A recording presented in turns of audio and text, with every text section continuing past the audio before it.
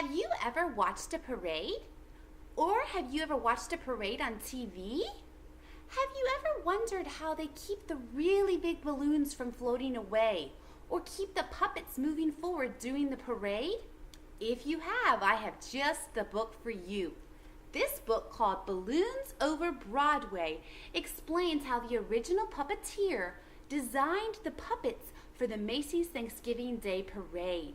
It gives details about the process he used, and it explains how every time he came to a problem, he did not give up. He persisted and he found a solution so that they could keep designing the puppets and improving them.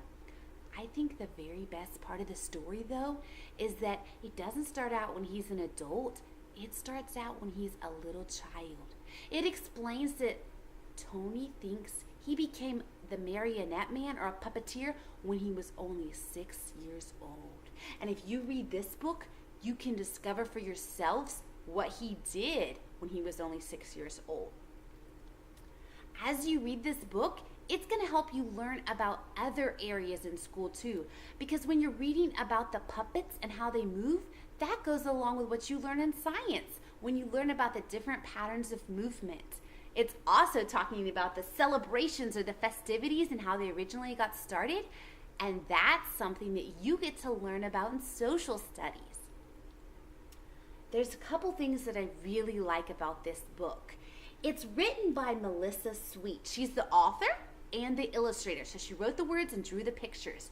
And she did such a fabulous job. She won several awards. You can see one of the little gold awards here in the book.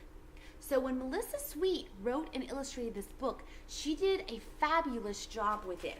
And I want to show you that because the illustrations are very intriguing. If you look at them, it's almost like it's a photograph with an illustration. And that is called a collage or mixed media. So she used that throughout the book to help you better understand the story. Another reason I really like it is because she has broken it down. So every time that you have a part of the story that's explaining the puppeteer, she also gives you a detailed picture to help you better understand it. So you can read your words and read your picture to make sure that you understand what's happening in the story.